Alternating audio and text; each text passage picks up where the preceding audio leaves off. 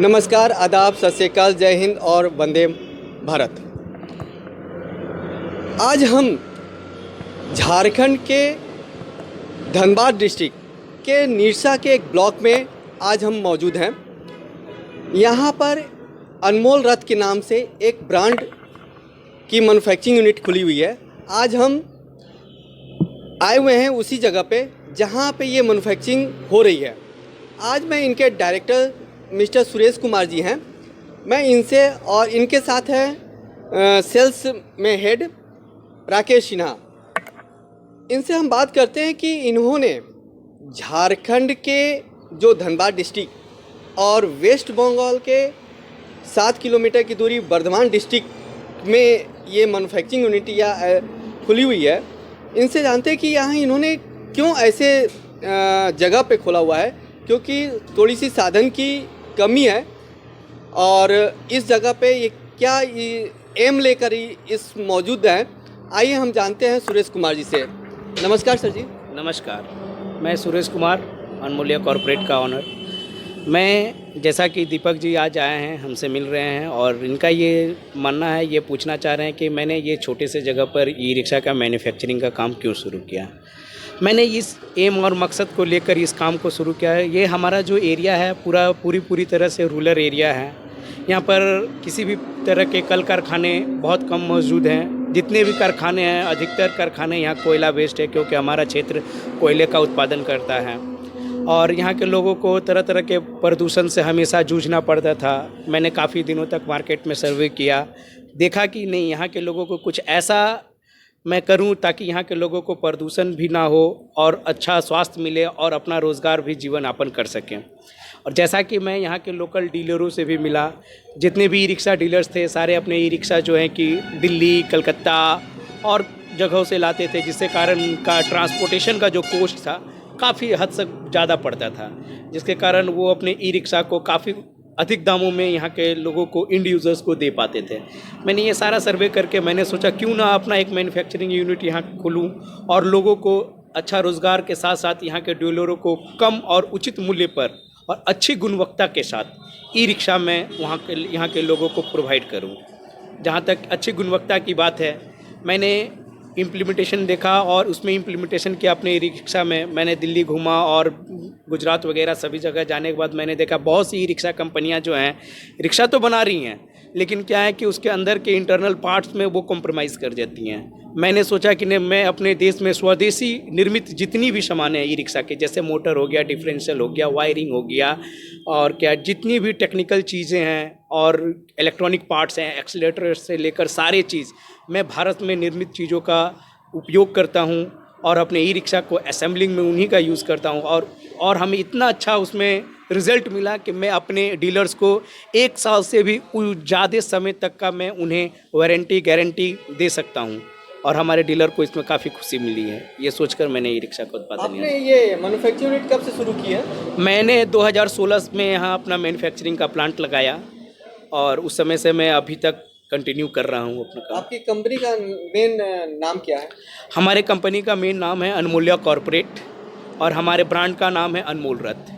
तो ये आप ये पैसेंजर ई रिक्शा ही बना रहे हैं और लोडर भी बना रहे हैं, और इसके अलावा हम लोग देखिए तरह तरह की वेराइटीज़ की भी गाड़ियाँ हैं। जैसे पैसेंजर ई रिक्शा तो नॉर्मली चलती हैं और लोडिंग के लिए हम लोग 500 से लेकर 1000 केजी तक की गाड़ियाँ बनाते हैं। फिर उसके बाद स्ट्रीट पर चलने वाली जो स्ट्रीट शॉप्स होती हैं उनको डिज़ाइन देकर मैंने स्ट्रीट शॉप्स बनाया है। वेजिटेबल कार्ट्स बना रहे हैं, फिर आपको क्या कहते हैं, फूड कार्ट बना रहे हैं हम लोग।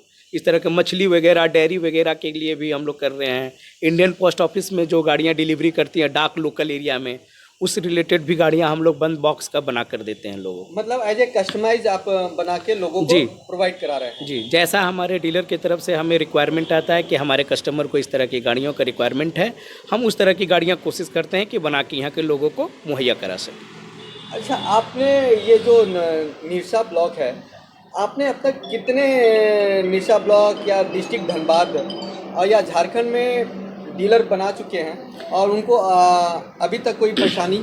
देखिए, हम अभी बेसिकली 3 स्टेट में काम कर रहे हैं, झारखंड, वेस्ट बंगाल और यूपी ईस्ट में। हमारे जो डीलरों की संख्या है, झारखंड में लगभग हमारे 15 डीलर हैं वेस्ट बंगाल में हमारे 5 डीलर हैं और यूपी में हमारे 3 डीलर हैं। पिछले 2016 से हम इनके साथ जुड़े हुए हैं। अभी तक हमारे डीलरों को किसी भी प्रकार की परेशानियां नहीं हो, चाहे वो सर्विस रिलेटेड हो, चाहे वो फाइनेंस से रिलेटेड हों, चाहे उन्हें हमसे माल मटेरियल वगैरह समय समय पर हम उन्हें प्रोवाइड कराते हैं। सर्विस की जो आवर है, हम कोशिश करते हैं कि अपने डीलरों के पास 24 आवर्स से लेकर 72 आवर्स तक उनके सर्विस के मटेरियल को प्रोवाइड करा सकें हम लोग। अच्छा राकेश जी, ये फाइनेंस का क्या मैटर है? देखिए, हमारी जो कंपनी है वो 100% फाइनेंस देती है। अदर कंपनियों की तरह नहीं कि केवल बोल के चले गए हमारा इससे टाई अप है उससे टाइप है, ये नहीं। हम लोग के यहाँ ये नहीं होता। हम लोग जो फाइनेंस का कमिटमेंट करते हैं वो 100% होता है। और बहुत सारी, जैसे कि इसी कारण बहुत सारे ऐसे बहुत सारे डीलर्स हैं जो पहले दूसरी कंपनियों का काम करते थे, फाइनेंस को देख के और हमारी सर्विस को देख के हमसे जुड़ते जा रहे हैं। और ये हम बोलना भी चाहेंगे आपके चैनल के माध्यम से, आए हमारे प्लांट को विजिट करें, हमारे प्रोडक्ट को देखें और समझे, और हमारे कंप्लीट सर्विस और फाइनेंस को भी समझे, उसके बाद अब चालू करें। फाइनेंस में मतलब यहाँ पे 100% नेशनलाइज बैंक से भी देंगे हम, प्राइवेट फाइनेंस भी हमारे पास है, और जो क्या बोलते हैं ग्रामीण बैंक, बिल्कुल ग्रामीण बैंक से भी हम फाइनेंस देंगे। आप जिस भी एरिया में हो झारखंड से हमारे पास आए, उसी एरिया में हम आपको फाइनेंस देंगे। और इसमें अभी तक कोई फाइनेंस की अभी कोई दिक्कत नहीं है? कोई दिक्कत नहीं है। हमारी एक ऐसी कंपनी ऐसी है जो कि 100% गारंटी लेती है फाइनेंस की। सर आप ये बताएं कि आपने आत्मनिर्भर भारत के लिए आपने एक छोटे से ब्लॉक, निरसा ब्लॉक से शुरुआत की है, क्योंकि मेट्रो सिटीज़ बहुत है, मेट्रो सिटीज़ में बहुत सारे ई रिक्शा मैन्युफैक्चरिंग लगे हुए हैं, लेकिन आपने किस एम से निरसा ब्लॉक को ही चुना? जैसा कि आपने कहा आत्मनिर्भर भारत का, और मेट्रो सिटीज़ में क्या होती हैं कि लोगों के पास रोज़गार पाने के लिए बहुत से साधन होते हैं। हमारे यहाँ क्या है कि लोगों के पास रोज़गार पाने के लिए साधने कम हैं, ठीक है, और इन्हें उस तरह का रोज़गार पर इन्हें वो जो भी अपना डेली बेसिस पे अगर जो काम करते हैं तो उन्हें जो पेमेंट मिलना चाहिए, न्यूनतम जो उनका पेमेंट होना चाहिए, वो उससे भी कम मिलता है लोगों को। तो मैंने सोचा कि अगर जो मैं यहाँ मैन्युफैक्चरिंग प्लांट लगाता हूँ तो हमारे डीलरों के थ्रू क्या होगा कि यहाँ के जितने भी रूरल व्यक्ति हैं, गरीब हैं, उन्हें एक तो अपना स्वरोज़गार अपनाने का मौका मिलेगा और उनकी आमदनी ग्रोथ बढ़ेगी। ये सोचकर मैंने यहाँ पर ई रिक्शा का इम्प्लीमेंटेशन किया। और मैंने देखा भी, मार्केट में मैं खुद जाता हूँ, सर्वे करता हूँ, मैंने देखा हमारे डीलर्स जो हैं बहुत से ऐसे गरीब लोगों को ई रिक्शा उन्होंने दिया है जो कि डेली बेसिस पर 150-200 रुपया करके अपना इनकम करते थे। हाँ, हमारे डीलर ने उन्हें यहाँ तक सपोर्ट दिया, उन्हें 0% डाउन पेमेंट पे भी गाड़ियाँ हमारे डीलर ने उन्हें उपलब्ध कराई अपनी रिस्पॉन्सिबिलिटी पर। और आज मैं उन्हें देखकर बहुत खुशी होता है वैसे लोगों को कि आज वैसे भी ऑनर हैं हमारे पास ई रिक्शा के, जो कि कल तक 100-200 रुपया करके अपना जीवन यापन करते थे, आज 2-2, 3-3 रिक्शे के ऑनर बने हुए हैं। अच्छा ये बताइए आप, ये आपका मैन्युफैक्चरिंग यूनिट जो है अभी यहाँ पे, और आप नेक्स्ट इन्वेस्टमेंट कहाँ पे करना चाहते हैं, मतलब नेक्स्ट प्लानिंग क्या है? हमारा जो प्लानिंग है, देखिए हमारा जो प्लानिंग है, हम सोचते हैं देखिए हम ज़्यादा से ज़्यादा कॉस्टिंग को कम कर सकें। अभी जैसे झारखंड बेस्ड में हमारा सेल ज़्यादा है तो हमने झारखंड में अपना मैन्युफैक्चरिंग प्लांट लगाया हुआ है। झारखंड से हम लोग जिस जगह पर बैसे हुए हैं, यहाँ से लगभग झारखंड के जो पॉपुलर सिटीज़ हैं और जो रूरल एरिया है, सारे का डिस्टेंस सेम है। तो यहाँ तो हमें मोटिव मिल गया कि हम झारखंड को, हमारा नेक्स्ट प्लानिंग है जैसे यूपी, बिहार और वेस्ट बंगाल हमसे नज़दीक है तो हमें वेस्ट बंगाल के प्लांटेशन करने की ज़रूरत नहीं है। हमारा नेक्स्ट प्लानिंग है कि यूपी में हमारा सेल जैसे जैसे बढ़ेगा, मैं वहाँ के डीलरों को चाहता हूँ कि कॉस्टिंग कम हो जाए। मान लीजिए मैं अभी गाड़ियाँ यहाँ से दे रहा हूँ तो कुछ ना कुछ उन्हें ट्रांसपोर्टेशन फेयर लग रहा है, तो मेरा प्लानिंग है नेक्स्ट कि यूपी में भी हम छोटा सा ही सेमी मैन्युफैक्चरिंग प्लांट का वहाँ उद्घाटन करेंगे बहुत जल्द। और वहाँ के डीलरों को चाहेंगे कि उन्हें जो ट्रांसपोर्टेशन कॉस्ट का भार उठाना पड़ता है उनसे छुटकारा मिल सके। भारत के हर स्टेट में कोई ना कोई गवर्नमेंट अपनी पॉलिसी लाई हुई है, क्या झारखंड में ऐसी कोई पॉलिसी है? देखिए, अभी तक जहाँ तक है झारखंड में ऐसे भी कोई पॉलिसी नहीं बनी। ठीक है, टैक्स में छूट मिल जाए, कोई भी न टैक्स में छूट है, न इंश्योरेंस के उस पर छूट है, किसी तरह कोई छूट नहीं है झारखंड। तो फिर यहाँ पे कॉस्टिंग थोड़ी दिक्कत तो है, मगर उसी दिक्कत को देख थोड़ा साइड करते हुए हम लोग उस पर आगे बढ़ना है। और झारखंड से सरकार से हम लोग ये मांग करते हैं कि कुछ इसमें टैक्सेस बेनिफिट दे ताकि और भी कस्टमर इसकी ओर आकर्षित हो सके।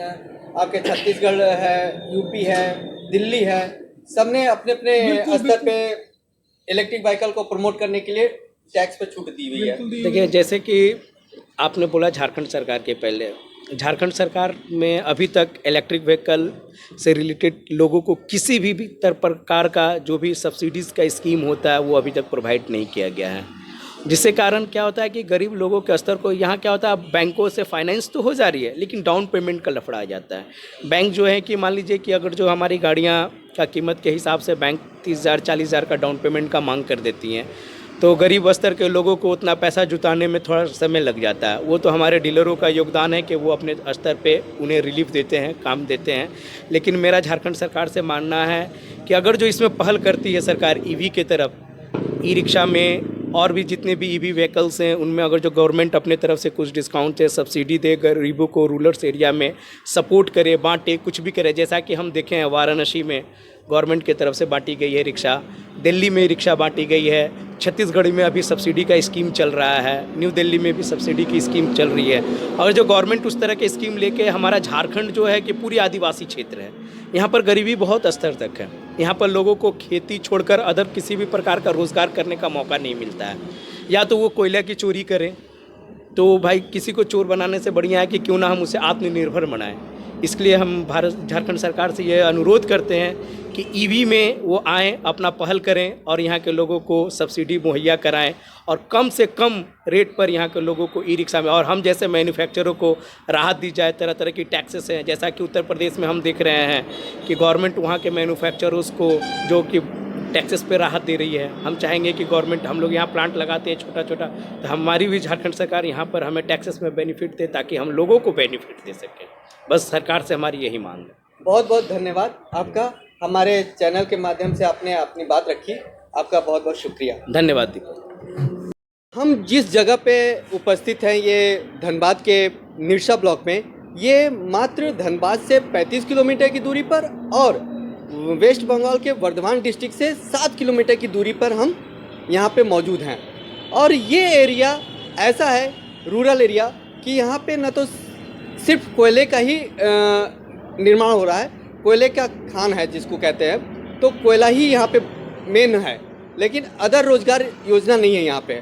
तो इसी के चलते यहाँ पे मिस्टर सुरेश कुमार जी, जो अनमोल्या कॉरपोरेट के मालिक हैं, उन्होंने इस तरह की पहल की और हम इनसे उम्मीद करते हैं कि इस तरह की पहल को आगे बढ़ाते रहें ताकि इस क्षेत्र के लोगों को, जनता को रोज़गार भी प्रोवाइड हो सके और उनका भरण पोषण भी कर सके। ऐसी उम्मीद करते हैं हम इस अनमोल्या कॉरपोरेट के मैनेजमेंट से। धन्यवाद।